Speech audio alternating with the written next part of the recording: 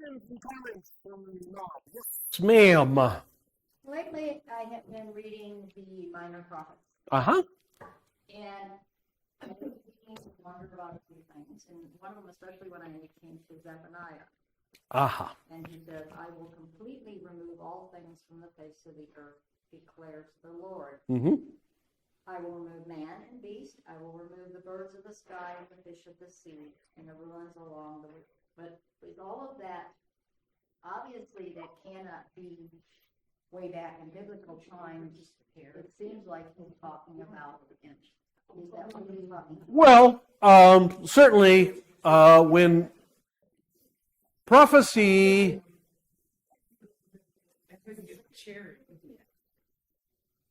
prophecy goes kind of in two directions.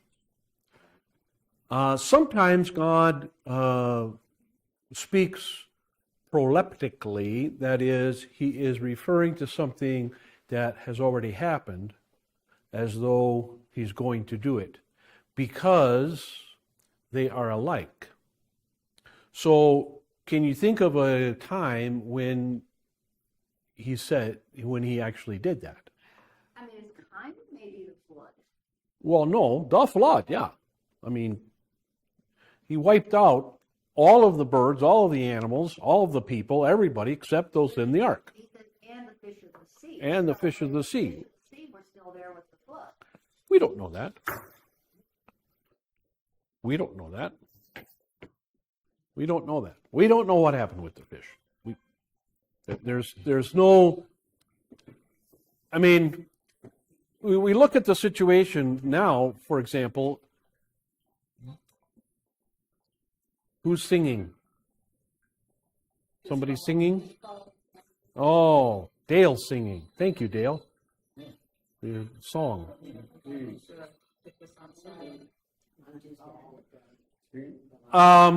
We don't know, for example, we think, but the Bible doesn't say, we think that all of the water in the pre-flood time was fresh, and then it covered only 1/4 of the world. Now, of course, the vast majority of water is salt water, and it covers 3/4 of the world. What happened to the fish? Freshwater fish, we know, can't survive in salt water. Some saltwater fish can survive in fresh water. For example, salmon. Salmon swim from the ocean into fresh water and spawn, and then go back out, or their children, whatever, descendants, go back out into salt water. Most fish that can't do that. So, we don't know what happened to the fish. So, I'm not going to postulate that. But yes, I would say certainly the flood is a picture of the last times, and this may refer to that and then also refer to the end. And we know from Peter in his epistle that the universe, the entire universe, will be dissolved, I guess is a good word to use, annihilated down to its elemental units, down to atomic particles, if that, down to, I guess you could say, pure energy. That's everything. That's all the planets, all the stars, everything. That's everything. Everything. Every table, chair, person, well, not person necessarily, but of course the people will be resurrected and sent to either heaven or hell. The earth then will be recreated as it was in the beginning created. And heaven and earth will be in one place. It won't be God living in heaven. See, even in paradise, God was in heaven and went down to earth and walked in the evening, we're told, regularly, so we think at least a few days. But so God came from heaven to earth, all right, in the days of the Garden of Eden. That won't even be the case. There will be earth and heaven in the same locality. No sun, no moon. We don't know about stars. We don't know about other planets. The Bible doesn't say. But no sun, no moon. God himself will be the light. And no nighttime. And that. So certainly what Zephaniah is saying there is that all things that exist will be gone, destroyed. Everything. And he's just he's using poetic language, of course, to just give people the idea this includes everything you can think of. Yeah. I really had kind of almost a chill when I read it. Yeah. Thinking, Yeah. is that Yeah. coming? Yes, right. That is what's coming. That is why, Jesus talks the way he does about material things. He tells us constantly throughout his ministry, and so do the apostles, about material things being worth less in the eternal scheme of things. They are truly worthless because they truly will disappear. Monuments. Mankind is, forever doing monuments, right? And putting up monuments to themselves. And I understand the idea. The idea is, to pay homage to somebody in the past who did great things, put up a statue of George Washington or whatever, or Washington Monument or Lincoln Memorial or, whatever. I get that. And I don't object. I don't think God would necessarily object to that.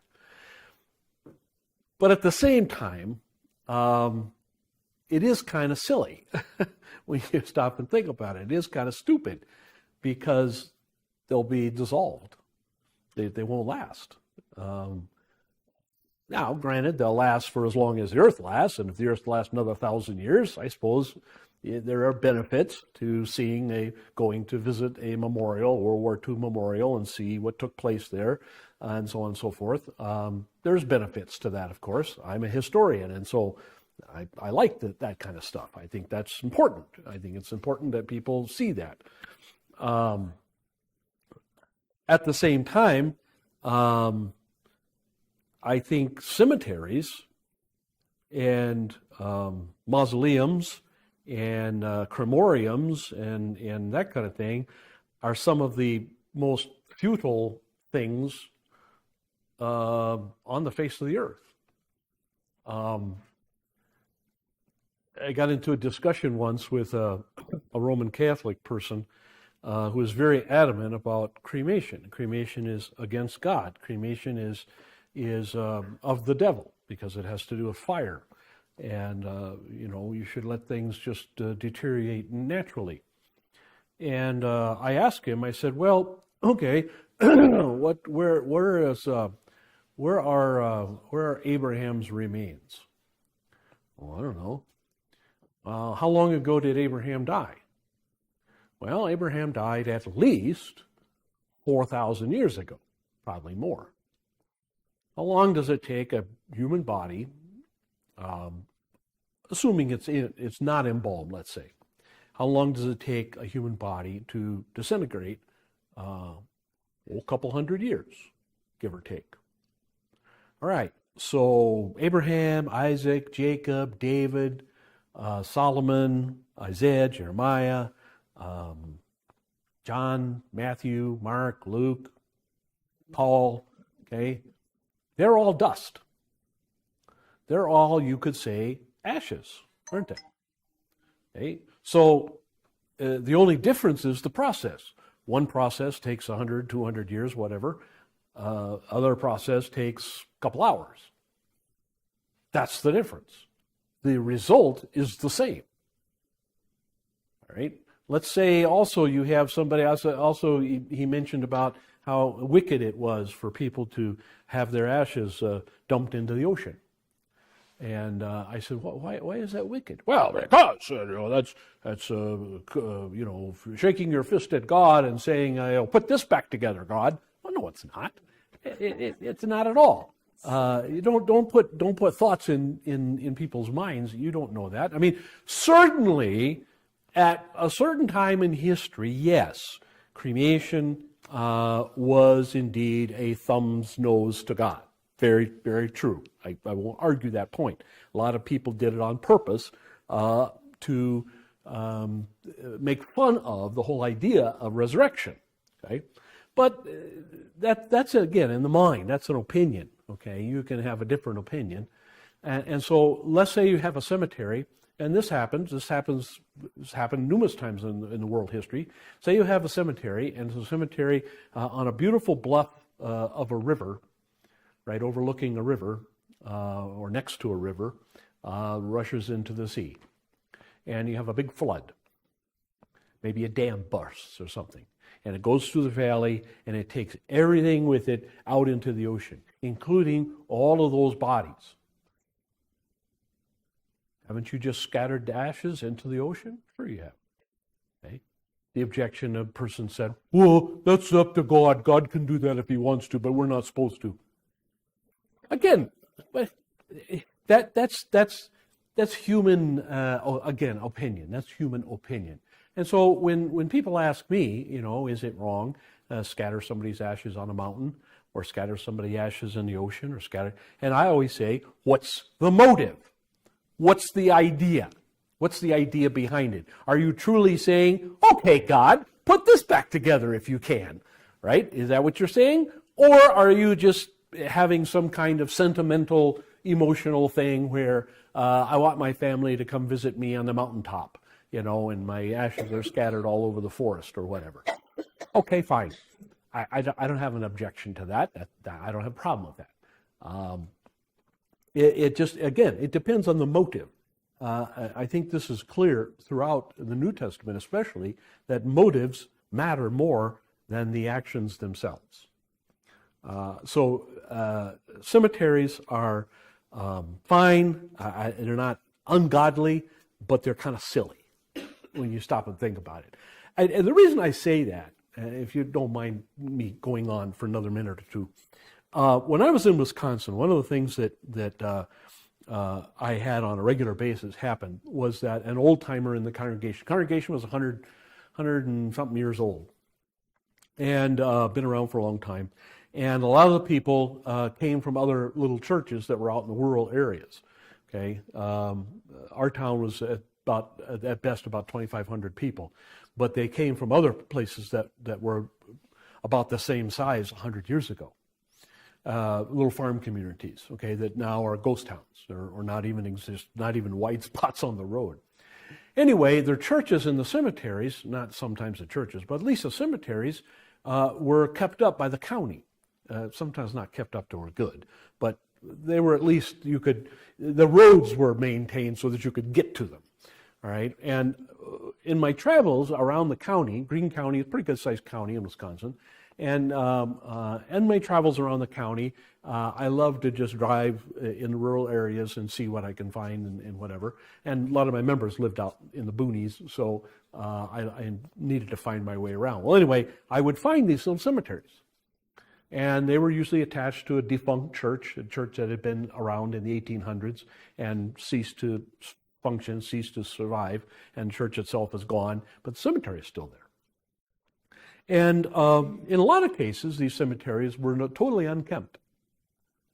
Totally. They were totally, you couldn't see them really. You didn't even know a cemetery was there. You saw the road provided by the county to get there, and that's it. That's all you saw. Everything was weeds and trees and whatever. And what really cracked me up very often is that I'd get out of my car or truck and I'd go visit, I'd go wandering. I wanted to see what the gravestones look like and stuff like that.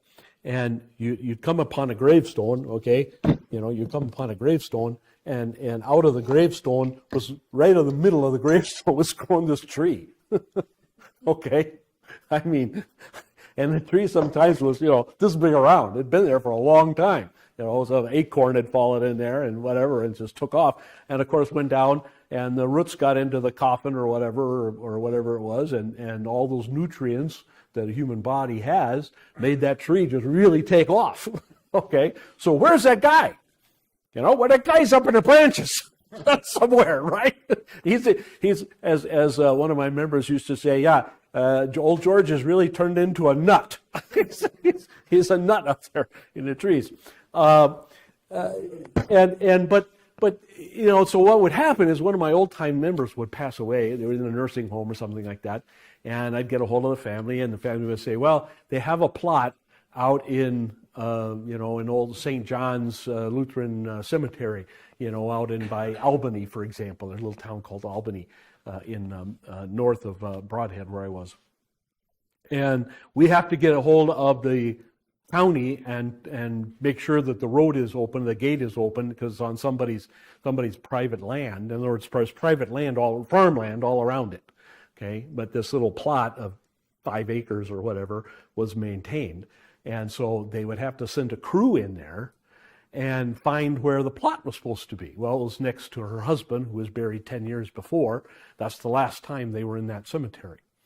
My point is that places in the Midwest, states in the Midwest, are literally covered. In Texas too, and even places in New Mexico I've seen, just covered with these little plots like this, 5 acres, plots of little cemeteries. And nobody knows who's there anymore. And nobody visits because their descendants are all dead. Or the descendants don't know, that their ancestors are there. Right? And so what's the point? It's great for a while. Like my son, for example, he wanted to go visit his uncle's, or my uncle's grave. Uncle, what was his name? I can't remember now. Alfred. Alfred was in the Navy. And he was buried at Fort Rosecrans, if you know where that is. That's in San Diego. If you ever go to San Diego and you look up on Point Loma, you see military cemetery up there. That's old Fort Rosecrans. They used to have cannons that protected San Diego Bay. Anyway, it's a defunct fort now, but it's used as a military cemetery. And so he went up there, and sure enough, he goes to the little kiosk that they have, and he punches in Alfred Spencer, and it tells you exactly where it is. Row 4, section 2, number 5. And then he sent me a picture of it, and he and his wife and his little son at the time had a little picnic with Uncle Alfred. And I thought that was pretty cool. So that's nice. I mean, again, nothing wrong with that. But on the other hand, there are plenty of places where you go and, it's totally forgotten, completely forgotten. Nobody knows who's there. Nobody ever visits. Nobody has any thought about it at all, and it's just kind of taking up space. It's kind of silly. The idea that Jesus and the apostles kept emphasizing over and over and over again is all material things are going to be wiped out. Our bodies, of course, will be made new, and so that will be completely different, and everything else will be destroyed, except our bodies. Everything else will be destroyed. Everything, and I mean everything. Every painting, every monument, every skyscraper, every rock, every mountain, every lake, every ocean, every continent, just atomized to nothingness. So, where should our priorities be? Well, our priorities need to be eternal. That's the point. And I think Zephaniah is making that same point to the Jews of his day. Don't get wrapped up in things, because they're not going to be around forever. So, I think. Anyway. All right, are we ready to start another chapter of Romans? Now we're really past halfway.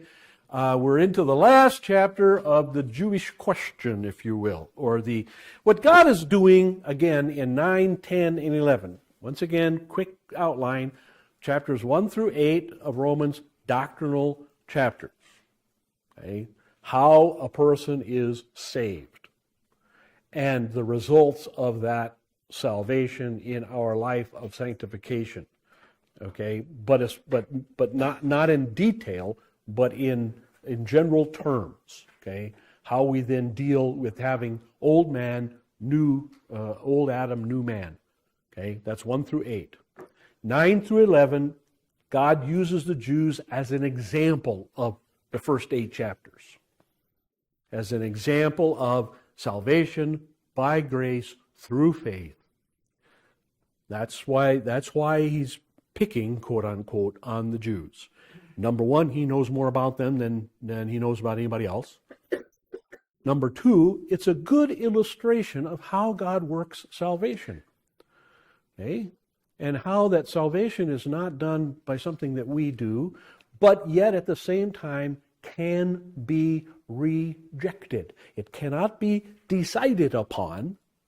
Okay? We can't do that. That is not possible. But it can be rejected.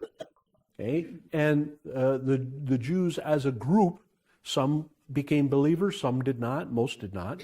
And so that is a beautiful and perfect illustration of the entire encapsulation of salvation. All right? That's what's going on here in 9, 10, and 11. And so in 9, Paul is saying, I wish this wasn't so, but it's what they have done. They weren't, this was not God's original plan. God's original plans were to save them all, but of course that didn't happen. Number 10 is, what was it they rejected? They rejected the word of Christ, obviously. It wasn't just that they rejected Jesus as Messiah. They did that, but they rejected the gospel. That's the point of chapter 10. They rejected the gospel.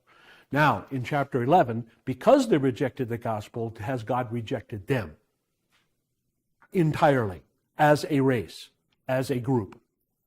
Okay, has God said, okay, I have had it up to here with you, no more chances? Okay, and as we're going to see, that's not the case. So let's go down to verse 6 at least, and then look at the notes. Yes? Romans 12 through 16 address. Well, Romans 12 through 16 is like the end of the 1 through 8. It talks about sanctification, but it gets into very specific detail. Is it like a summation with detail? No, it's not a summation. It's okay, let's take what we've learned and apply it to very specific questions of sanctification. Like, for example, eating meat sacrificed to idols and the whole concept of offense. All right? What is truly offense? What is offensive? Is it offensive if I just do something that somebody doesn't like? No, that's not what he's going to teach. He's going to teach it's only offensive in the biblical sense when it causes somebody to doubt their salvation or causes somebody to reject a salvation, okay, because of something we did. That's truly offensive. So he spends a while talking about that. He also spends a while talking about the whole question of government, for example. What role does the government play? Do we have to obey the government, of course? He talks a little bit about worship and about prayer. So he uses the last 4 chapters, let's say, he just goes into very specific areas that at his time, and yet today, are very important to people in their sanctified life. Okay, so again, the whole issue in chapter 7 and 8 about dealing with the old man and the new man and all that, that's sanctification in general. All right, and then the Jewish question, of course, and then 12 and in the last chapter of Paul's letters, he kind of takes a shotgun, and just hits all kinds of things. And so there's all kinds of stuff in the last chapter. And some of it he goes back to the early beginning and talks about a little bit, and some of it he just thanks people for helping him, and it's kind of like a goodbye that you would put at the end of your letter, or say hi to somebody when you see him next, and that kind of thing. All right, let's go, like I say, first 6 verses at least. So Paul says, I say then, God has not rejected his people, has he? May it never be. So right away he says that just because the Jews as a group, the majority of them have rejected Christ and the gospel, does not mean that God has rejected them as a race, that is, as a group. So, as wrong as it would be for the Jews to claim we're saved by the blood that's running in our veins, we're saved because we're descendant of Abraham, that would be wrong, absolutely wrong. It would be just as wrong for God to say, I'm going to condemn you to hell because of the blood running in your veins. I'm going to condemn you to hell because of who your parents are. That would be just as wrong. Okay? So if it's wrong on one side, it's wrong on the other side. Okay? May it never be. For I too am an Israelite, a descendant of Abraham of the tribe of Benjamin. So Paul's saying, look, if that was true, if God had rejected all Jews, period, I would not be talking to you right now. I would be lost. I would be condemned as, I would be an unbeliever. God has not rejected his people whom he foreknew. Or do you not know what the scripture says in the passage about Elijah? How he pleads with God against Israel. Lord, they have pulled down your prophets, they have torn down your altars, and I alone am left, and they are seeking my life. But what is the divine response to him? I have kept for myself 7,000 men who have not bowed the knee to Baal. And if there's 7,000 men, you can figure there's about 7,000 women, maybe, and 7 or 14,000 children. I mean, in other words, there's a good-sized bunch. Certainly not a majority. There were millions in Israel at that time. So let's just be generous and say 50,000. So 50,000 out of, let's say, 2 million, just for fun, okay? That's not a bunch, okay? That's not a high percentage, 50,000 out of 2 million, okay? But it's not nothing. It's not zero, okay? In the same way, then, there has come to be at the present time a remnant according to God's gracious choice. But if it is by grace, it is no longer on the basis of works. Otherwise, grace is no longer grace. So, you're either saved by grace or you're saved by works. You can't be saved by works. That's not possible. So you've got to be saved by grace. And so the Jews that are saved are not saved because they're Jews. They're saved because they're believers. And God has made them believers just as he's made the Gentiles believers. All right? Let's look at the notes. Top of page 90. Chapter 10 ends with the description of Israel as a disobedient and obstinate people. This prompts the question, did God reject his people? Paul's clear answer is no. So the Christian's viewpoint throughout history has been that the Jews are Christ killers, and therefore, by their genetics, by their race, they are condemned. And evil and children of the devil and all that. That is simply not right. And again, for the same reason. You can't be saved by your genetics. You certainly can't be condemned by your genetics. Right? You can't be saved by who your parents are. You can't be lost or condemned because of who your parents are. Number 2, during the 30 years plus since Pentecost, when Luke reported the phenomenal growth of the early church in Jerusalem, the severe persecution had taken its toll, and the number of Jewish believers had dwindled considerably. So the church, the Christian church, was originally Jewish. The vast majority of believers were Jewish believers. That was the case in the first 50 years of the Christian church. But the persecution took its toll, and that is no longer what's going on. When Paul wrote his letter to the church at Rome, it could be said that Israel as a whole had rejected the gospel message. By the time Paul comes along, by the time Paul starts his gospel work in various synagogues, in each case, the synagogues throw him out. To the point that eventually he doesn't even attempt to begin his gospel ministry in synagogues anymore. That's how he starts. Every time in his first journeys, missionary journeys, when he goes to a new town, he seeks out the synagogue. That's where he starts. And then he tells people in the synagogue, hey, you know this Messiah you've been talking about, this Messiah you've been waiting for all the time, and all the stuff, you go to Jerusalem, whenever you can, and participate in Passover and all that. Well, the Passover lamb has come. He's come, he's done his work, he's done his sacrifice.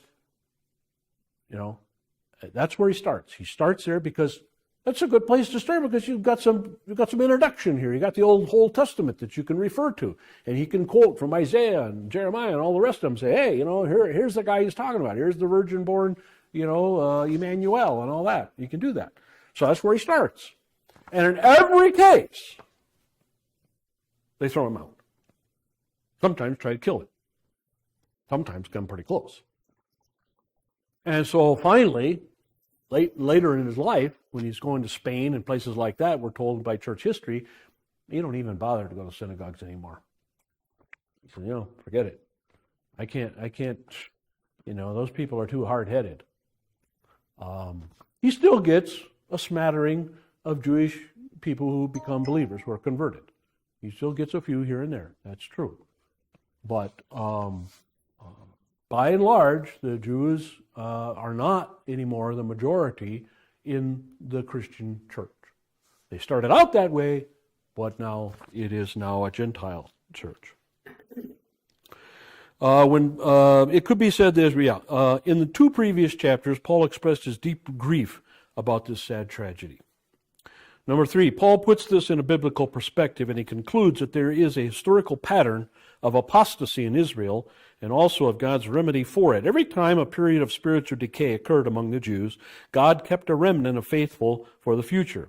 He did that in the days of Elijah, Jeremiah, and Ezekiel, as well as in Paul's day. Even today, although most Jews do not accept Jesus as their Messiah, there is a nucleus of Messianic Jews to show that God has not rejected Israel as a whole. So anytime you come across somebody who is a Jew by, let's say, race, by descendancy, okay, by ancestry, he's a Jew, but he is now a believer in Jesus as the Messiah, this proves Paul's point. Okay? Because if it were true that just being Jewish was enough to make you unsavable by God, then there wouldn't be any Messianic Jews. But there's numerous groups of Messianic Jews. Jews for Jesus probably is the largest one, and they're pretty well known and they're pretty well distributed throughout the United States. They have their own organization, their own hierarchy. They train their own rabbis. They have their own congregations, and they're very outreach oriented. They're always trying. Jews for Jesus are always trying to do outreach into the non-believing Jewish community. And the non-believing Jewish community does not like Jews for Jesus. They don't care for them at all. And there's a lot of tension there. There's been court cases even where Jews, Hasidic Jews or Orthodox Jews, have tried to sue Messianic Jews for even calling themselves Jews, and saying, you can't do that. The idea among the Orthodox Jews is that once you accept Jesus as your Messiah, you cease being a Jew. It doesn't matter what your bloodlines. It doesn't matter who your mommy was. You cease being a Jew as soon as you become a Christian or become a believer in Christ. You cease being a Jew. And the state of Israel, for example, is very, very harsh about that. Okay, you apply for citizenship. Let's say, for example, you can prove that your mother was Jewish, right? And it has to be your mother. Can't be your father. It has to be your mother. Okay, in Jewish lineage, the ancestry line goes through the female, goes through the mother, not the father. Okay, I know that sounds a little odd, but it has always been that way. I'm not sure exactly why. I have never figured out exactly why, but that's why. Anyway, so let's say you do that. Let's say you want to move to Israel. Okay, you want to, somebody's invited you. Hey, I got a nice kibbutz up here. You should join it. And we got a job for you and a nice house to put you in and all that kind of stuff. Okay, fine. So you prove through ancestry. You prove, yes, my mother's Jewish. All right, but you are a Christian. Let's say you are Lutheran or you're a member of this congregation or something like that. You put down your information to immigrate to Israel and to become a citizen of Israel. You will be rejected. Okay? You will be rejected. Out of hand. You will have to appeal. Okay? Why? Because you're a Christian. Right? And the same is true across the board. whatever country you come from. You come from Russia, you come from Ethiopia, you come from Australia, it doesn't matter. Okay? Christians will not, at first, be accepted. Okay? And this is our vaunted ally in the Mideast, who is a democracy, okay, who judges people based on their lineage. It's just the way it is, folks. It's just the way it is. And it's that way because the hardliners in Israel parliament, the Hasidim, okay, in the ultra-Orthodox in the parliament, make sure these are the laws and make sure these are the judges that get authority. Did you have a point, Bruce? No, I was just going to say, because you're born of a female lawyer, just like Jesus was born of Mary, Uh-huh. and he was man. Mhm. It says right there. So being born of a Jewish woman makes you Jewish, Mhm. not because you're Mhm. because you were born. Mhm. Yeah, more the idea of bloodline, I guess, and all that. Yeah, okay. All right. It's been that way as far as we know. I mean, people trace this back to the Middle Ages, early Middle Ages. So it's been that way at least back to 700, 800, 600, maybe even before that. All right, going on. The fact that Paul identified himself with the Gentile Christians does not mean that he denied his Jewish roots. To the church in Rome, he reveals himself as a full-blooded Jew. This is in order to prove that God did not reject the people of Israel. True, Paul was instrumental in the persecution that decimated the Jewish believers, but now he belonged to those who had not bowed the knee to Baal. In citing Elijah's dialogue with God, Paul means that as in that great prophet's day, he was not alone. There were indeed many other Jews like himself who now looked upon Jesus of Nazareth as the one true Messiah. So Paul's just simply using Elijah as an example. Bruce? Was he the first Messianic Jew? Well, no. No. Because he, as I say, he persecuted the Jewish believers. The people that Paul persecuted, like Stephen, for example. Right. But then later he became a believer in Christ. So that Right. was a Messianic Jew. Right. But the people he persecuted were also Messianic Jews, so he couldn't have been the first. Yeah. I would say if you want to pick one, I guess I would say, Jesus. You would say maybe John the Baptizer was the first Messianic Jew, or maybe some of his disciples even. But yeah, or you might even say, Joseph and Mary, or Zachariah and Elizabeth, So yeah, I think, as soon as Jesus comes upon the scene, then anybody who has faith in him as a Messiah is, by definition, then a Jewish person is a Messianic Jew. Then. Right. So Messianics are not recent. No, by no means. No, they go all the way back to Jesus' day. Yeah, absolutely. Moving along. Jesus refers to the Jews who believe the gospel message as the elect. As far as the others are concerned, those who still rejected Jesus, they fall into the same category as Pharaoh of Egypt, whose heart is hardened after he I lost my place here. Whose heart is hardened after he hardened his heart himself. However, we must not read verse 8, we'll get to that in a minute, to mean they were actually prevented by God from responding to the gospel. As in the case of Pharaoh, God merely confirmed an already existing condition. Like I say, we'll get to those verses in a second here. But the first 6 verses really, and it ends with that whole deal about Elijah, is just simply saying, look, this was common. There was a pattern of rejection and unbelief throughout the history. Okay, you could say, for example, the people rejecting the idea of Exodus. During the Exodus, when they said we want to go back to Egypt. Okay, that was rejecting really the gospel message. When they rebelled against Moses and Aaron. Okay, and that was, again, rejecting that. They got into the promised land, and they, in many cases, refused to complete the conquest. There were many places, fortified cities in Palestine, that the Jews said, "Nah, we'll go around them. We don't want to take them on. We don't want to tackle them." Jerusalem being the most prominent. So they conquered Jericho.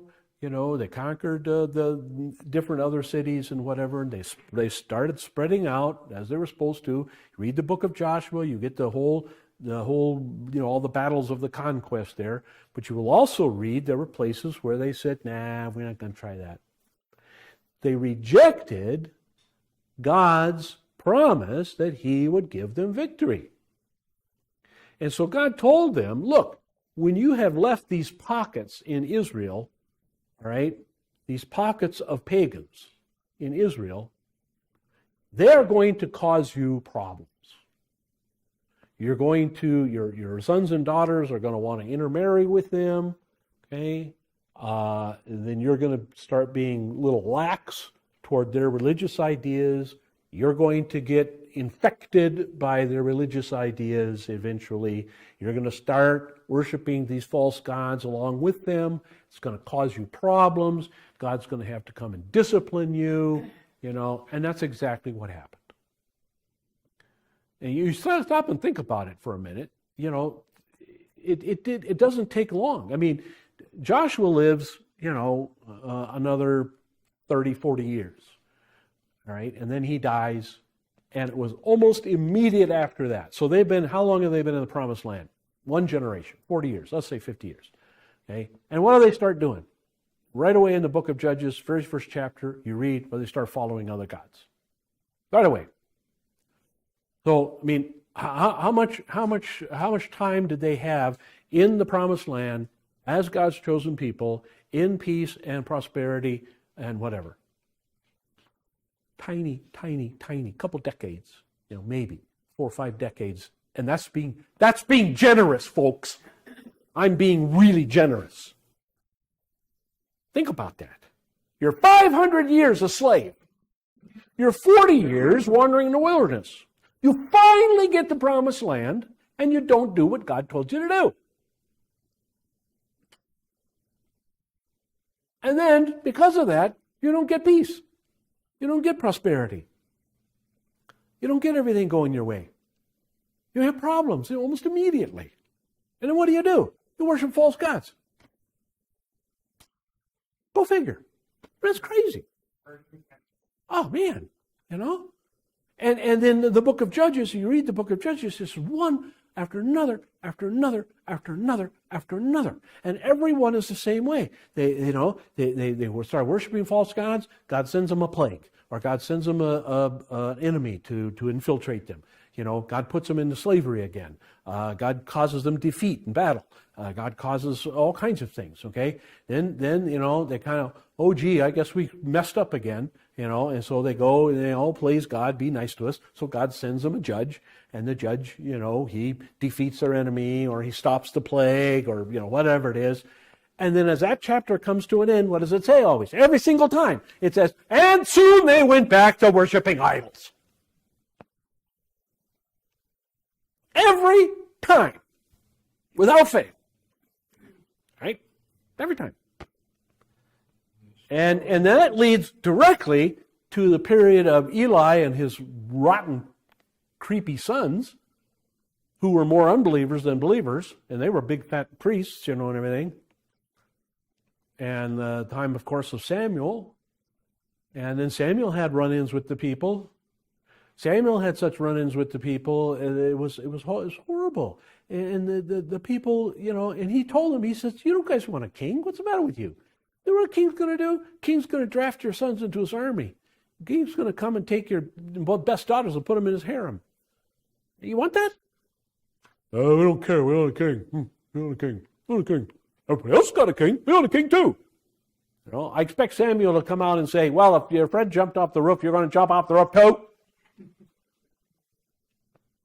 That's exactly what they did. And that story goes on for 40 years. And then David becomes king, and that story goes on for 40 years, and he has to deal with all kinds of idol worship and problems. And then Solomon comes along, and he has to deal with it for 40 years, and he actually brings in all kinds of idols. So what Paul is saying is, this is a constant, ever repeating story. It has always been that way. And then you got guys like Elijah, who say, I'm the only one left. No wonder Elijah thought that. The prophets of Baal, how many prophets of Baal did he kill? Do you remember? How many prophets of Baal did Elijah slay? How many prophets of Baal were there on Mount Carmel during the test when God passed the test? Remember, his sacrifice was burned, and Baal's sacrifice was burned too, for that matter. 500. 500 prophets of Baal, and that was just the tip of the iceberg. So if you got 500 prophets of Baal, you got a big chunk of the population following Baal. Big chunk of the population. Big. And so, for God to say, 50,000 out of 2.5 or 3 million, that's a drop in a bucket. So that's the way it's always been. That's the way Jewish history has run. I'm not being anti-Semitic when I say, if I were a Jew, I wouldn't be proud of my history. At least that in the Bible. I wouldn't be. I would be, if I'm a believer, I would say, boy, thank God, man, talk about obstinate, hard-headed, pig-headed people. Woofda. Yeah. Not to protect the Jews. But Yes. we as Gentile any better? No, of course not. It's just that the record, is so blatant, Oh yeah, we are. Yeah, that's true. Yeah, we are. But you just have this. Yeah, and I think this is the point that Paul's going to come to also, is that this whole, that's why again these chapters 9, 10, 11. If this is true, if God's patience with the Jews is so extraordinary, his patience with the Gentiles is even more so. So I think that's we'll see that as we go through this. Anything else on the first 6 verses? All right, let's pick it up at verse 7 then. Oh, we got a few minutes. But then, what Israel is seeking, it has not obtained. But those who were chosen obtained it, and the rest were hardened. Notice, not those who chose, but those who were chosen.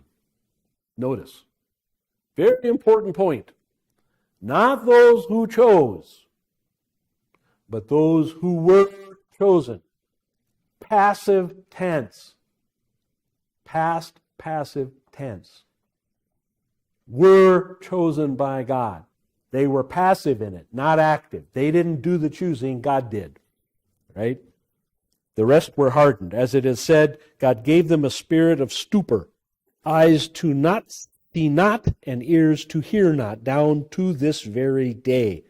And David says, let their table become a snare and a trap and a stumbling block and a retribution to them. Let their eyes be darkened to see not, and bend their backs forever. So this is God's doing, folks.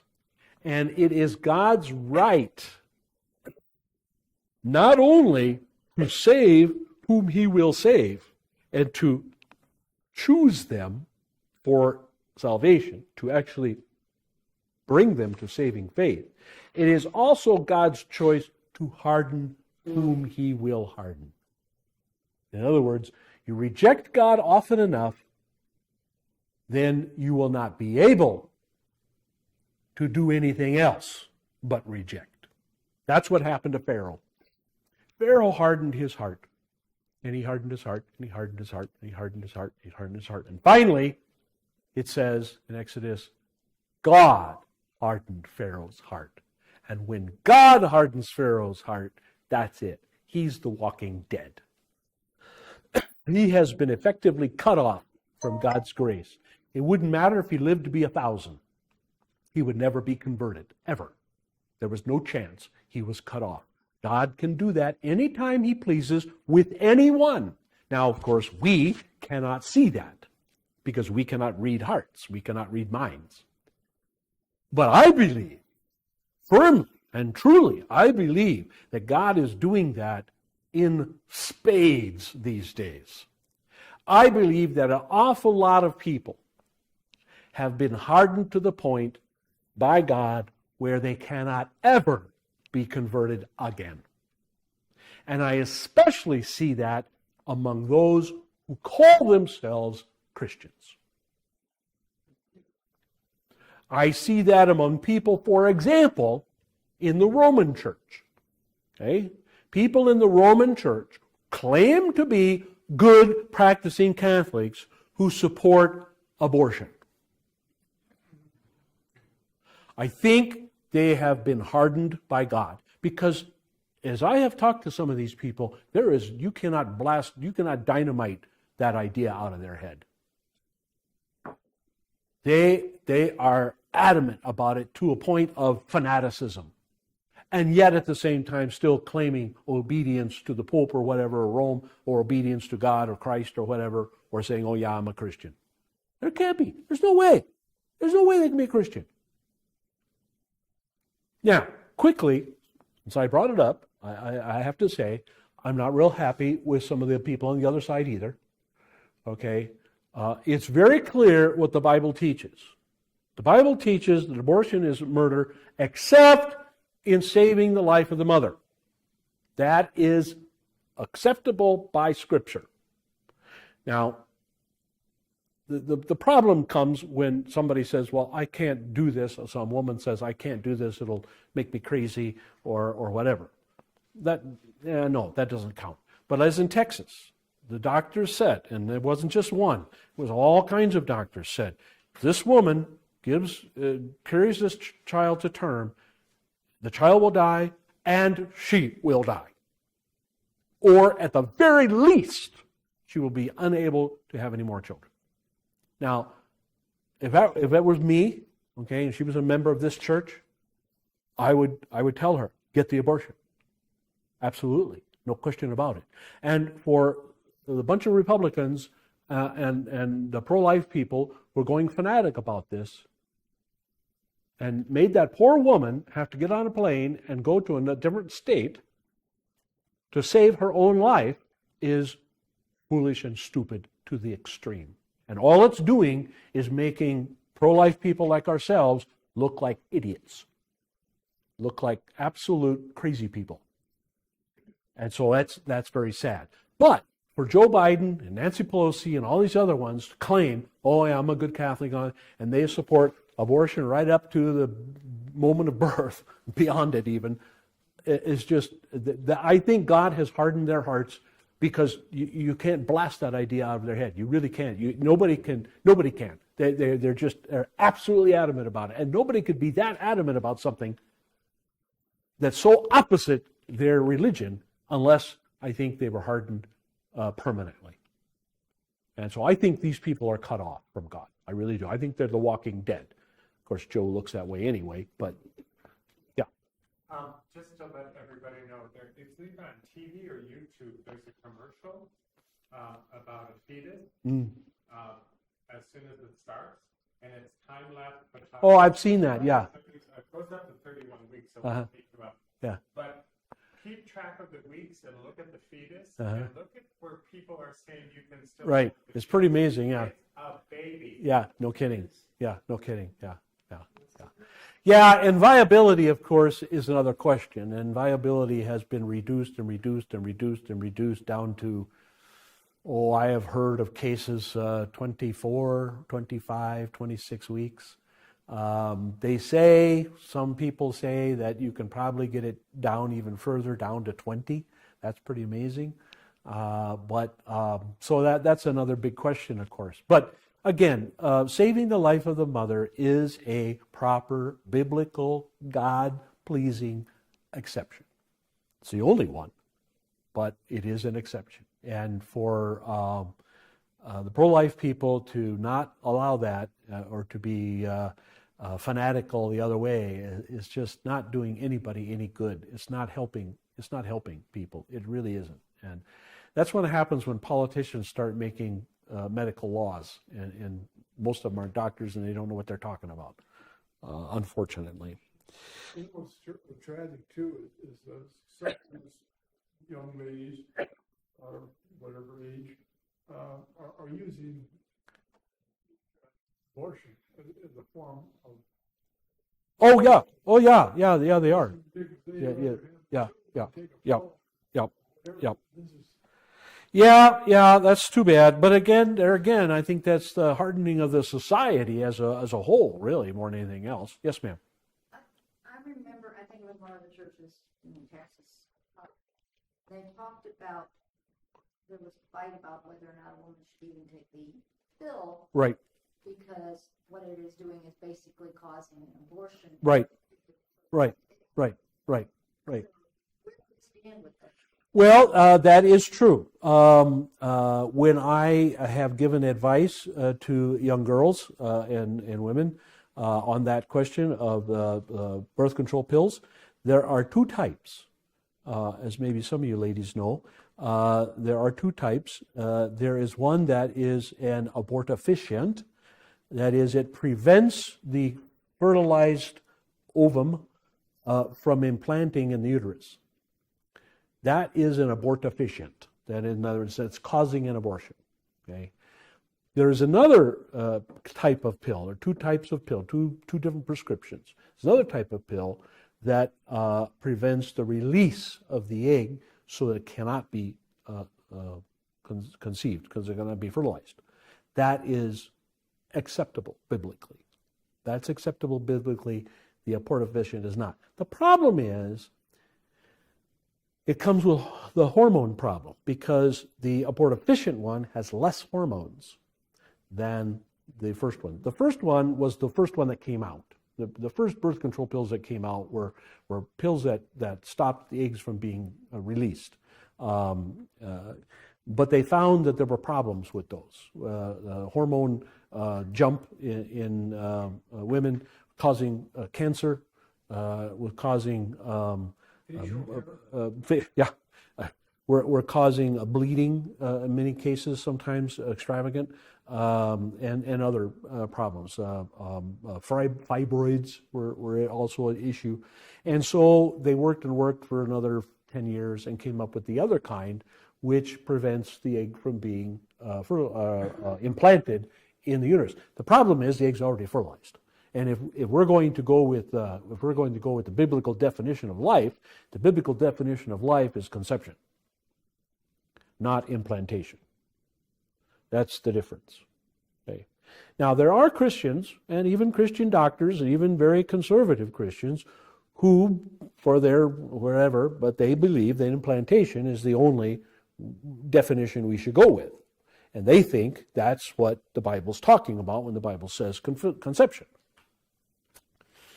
I don't think they can prove that. I'm not sure that I can prove that fertilization is the same as the Hebrew word used in the Psalms, for example, for conception. I'm not sure that I can make that 100% argument. I probably get pretty close, but whether it's going to be 100%, I don't know. Okay, there's some room for doubt there. All right. I would like to err on the side of caution. I would like to err on the side of life, of course, and so I use fertilization. But if somebody wants to say that it's implantation, I may disagree with them. I may say, I don't know. I think that's a little too loose of a definition. I'm not going to condemn them outright, because they have a small chance of being correct. Not much, but small. Again, but there again, still, it's again motive. It's motive. I tell you about the first couple that I had this talk with. Not the first couple I married, but I'd been in the ministry probably 5 years, and had this young couple come visit. They came to church a few times. They kind of liked our services and everything else. And so one Sunday they came up to me and they said, "Can we talk to you this week?" And I said, "Yeah, sure." And I made an appointment with them. They came in. They said, "We're going to get married." And I said, "Oh, okay, good. That's fine." They're like, "Well, I joined your church and we want to get married." Okay, fine. So I gave them some materials and things like that. And then I said, "Well, we need to do pre-marriage counseling." I do that. I don't do a whole lot of it anymore. but because it never works. But anyway, um, I uh, I said, well, let's go through this. And so about the second lesson, I think, about the second meeting with him, the topic of sex and children came up, or was on the docket, and we started talking about children, and they announced quite proudly they were in their late 20s, I'm going to say 27, 26, 28, somewhere around there. They announced quite proudly, oh, we don't intend to have any children at all, ever, period. And this is the first time I'd ever heard this from a couple going through pre-marriage classes. I'd never heard that before. I guess, we're in a rural area, but I was kind of taken aback. Well, really? Well, at all, period? No, absolutely not. No way, Jose. Wow. I said, well, you have some kind of blood problem? And my parents had RH problems, and all that. And, I'm lucky to even exist, all that kind of thing. Nope. Genetics? No, genetics. Well, what's the purpose? What's the reason? And I mean, these people, again, were very out front. I mean, they didn't beat around the bush. Well, we like things. And we like to travel. And we love our dogs. Which one was gay? Neither one. They were very heterosexual. The session on sex before that was very successful, so that was not a problem. No, they just said no. We just do not want to have. Yep. We want to be able to drop everything, pick up our little pug dogs, and go wherever we want to go. We want to hit the road whenever we feel like it. We want to be able to move from one part of the country to the other without worrying about schools and and all this other kind of stuff. And we want to have a nice house, and we don't want that furniture busted up, and we don't, and it was just long litany of, all the problems with, and how expensive they are, and, they got to go to college, and it costs an arm and a leg, and and got to get certain kind of cars, and it was just a long list of all kinds of stuff. And I said, you might change your mind if you see, oh no, we've got nephews and nieces, and little cousins and stuff like that, and they're fine. Hold them for a minute, okay, here, take them back. They're nice to have, but nice to also say goodbye to when they leave. So I said, I remember I closed my Bible, and I said, well, I think you need to find somebody else to marry you. Why? Well, the attitude is just too materialistic for me to swallow. I'm sorry. It's just, come on. Really? And of course they left in a huff, never came back, but I just, and since then I've heard it a lot, but that first time really blew me away. All right, we're out of time. We will pick it up then at verse 11. And we didn't get past, I think, we were talking about verse 8 here. So bottom of page 90. We'll pick it up. No class next week. I will be taking a day off or 2 or 3 or 4.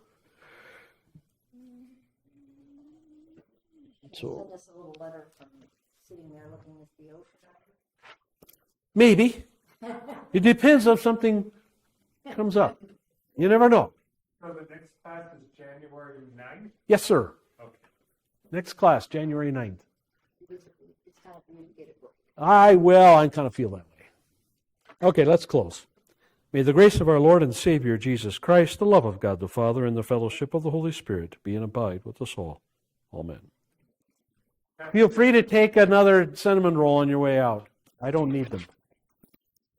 My daughter makes really good cinnamon rolls, but Very good.